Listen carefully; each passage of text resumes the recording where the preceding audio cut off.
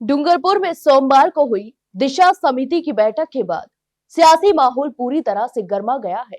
इस बैठक के दौरान हुए घटनाक्रम को लेकर उदयपुर सांसद डॉक्टर मन्नालाल रावत ने बांसवाड़ा डूंगरपुर से भारत आदिवासी पार्टी के सांसद राजकुमार रौत पर जमकर हमला बोला। अलगाववाद का टापू बनाना चाहते हैं और क्षेत्र के विकास के बजाय जानबूझकर विवाद भी खड़ा कर रहे हैं।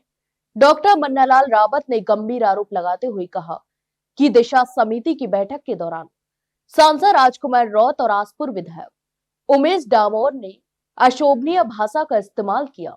उन्होंने दावा किया कि बैठक में थप्पड़ मारने की कोशिश की गई, जान से मारने की धमकी दी गई और खुलेआम राजनीतिक छिचोरापन दिखाया गया।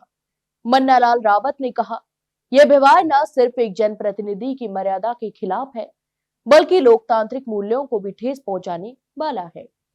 सांसद रावत ने यह भी आरोप लगाया कि बाप नेताओं को डूंगरपुर और आदिवासी अंचल के विकास से कोई लेना देना नहीं है। उन्होंने कहा कि राज्य सरकार द्वारा लगाए जा रहे जन समस्या निवारण शिविरों और विकास कार्यों को लेकर बैठक में हल्की और गैर जरूरी बयानबाजी की गई। मन्नालाल रावत के अनुसार सांसद राजकुमार रौत ने आंगनबाड़ी कार्यकर्ताओं पर भ्रष्टाचार के आरोप लगाते हुए कहा कि वे राशन का सामान गुजरात ले जाकर बेच देते हैं। डॉक्टर रावत ने इस बयान को पूरे आंगनबाड़ी तंत्र और मेहनत कश महिलाओं का अपमान बताया। इस महज 46 सेकंड के इस वीडियो में आप खुद ही देख सकते हैं कि कौन किससे क्या कहता नजर आता है। लड़ाई करनी हो तो बाहर आ जाना। बाहर क्या जाना? यहाँ पे मत करना। ऐसा नहीं, देखिए मैदान में आओ उनके। देखिए ऐसे धमकी कैसे काम चलता है? भारत सरकार को ऑर्डर जारी का धमकी कैसे दे रहे हो? कैसे धमकी दे रहे हो? आप दे रहे हो, हम नहीं दे रहे। ये बाबा साहब अम्बेडकर के संविधान के अंतर्गत ऑर्डर जारी किया हुआ है। धमकी कैसे दे सकता? बाहर आ जाओ। तेरे साथ क्या व्यवस्था है? नहीं, कौन धमकी दे रहा है? कौन धमकी दे रहा है? आपको कान बह रहा है क्या? आपको ध्यान नहीं रहा धमकी कौन दे रहा है? राजनीति करनी है, बाहर जाओ। राजनीति का विषय नहीं है, हम सरकार की बात कर रहे हैं। ये ऑर्डर है, इस ऑर्डर के अनुसार ही चर्चा होनी चाहिए। ये मैं कह रहा हूँ इस लेवल पे। ये ऑर्डर जारी किया हुआ है। करना देना चाह रहे हैं। भारत सरकार का ऑर्डर है।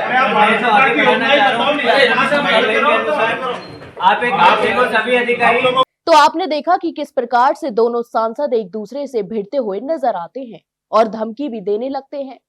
आपको बता दें कि डॉक्टर मन्नालाल रावत ने कहा कि दिशा समिति की बैठक के लिए केंद्र सरकार ने 101 बिंदुओं का स्पष्ट एजेंडा तय कर रखा है, जिन पर चर्चा कर जनता के हित में निर्णय लेना और अधिकारियों को निर्देश देना का उद्देश्य होता है। लेकिन इस बैठक में विकास के मुद्दों पर चर्चा करने की बजाय राजनीति की गई, जो किसी भी जिम्मेदार जनप्रतिनिधि के लिए अस्वीकार्य है। उन्होंने बताया कि मुख्यमंत्री भजनलाल शर्मा द्वारा लगाए जा रहे शिविरों से गांव की छोटी छोटी समस्याओं का समाधान हो रहा है, लेकिन इन शिविरों पर भी सवाल उठाकर माहौल खराब करने की कोशिश की गई। वहीं इस पूरे घटनाक्रम पर सांसद राजकुमार रौत ने भी पलटवार किया। उन्होंने सोमवार को शाम को एक जारी बयान में कहा कि उदयपुर सांसद डॉक्टर मन्नालाल रावत पहले से ही प्री प्लान के साथ बैठक में आए थे और उनका उद्देश्य विवाद खड़ा करना था। यहां तक कि रौत ने कहा कि उन्होंने बैठक में केवल यह मांग रखी थी कि विकास कार्यों की गुणवत्ता सुनिश्चित की जाए और वन पट्टों को लेकर लोगों को हो रही परेशानियों पर चर्चा की जाए। लेकिन रावत बार बार उनकी बातों को टोकते रहे।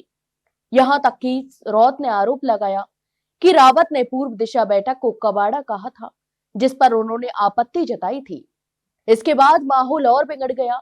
इसी दौरान आसपुर विधायक उमेश डामोर ने कथित तौर पर उदयपुर सांसद को धमकाते हुए कहा कि लड़ाई ही करनी हो तो बाहर आ जाना, मैदान में आओ, खुलकर लड़ाई करते हैं। इस बयान के बाद स्थिति बेहद तनावपूर्ण हो गई और सुरक्षा कर्मियों को बीच बचाव भी करना पड़ा। डूंगरपुर में कलेक्टर और प्रशासनिक अधिकारियों की मौजूदगी में हुए इस घटनाक्रम ने प्रदेश की राजनीति में एक हलचल मचा दी है। दिशा समिति जैसे महत्वपूर्ण बैठक में इस तरह की तकरार न जनप्रतिनिधियों की भूमिका और बैठक की गरिमा पर सवाल खड़े कर देती है। अब यह मामला सियासी बहस से आगे बढ़कर प्रशासनिक और राजनीतिक स्तर पर एक चर्चा का विषय बन चुका है।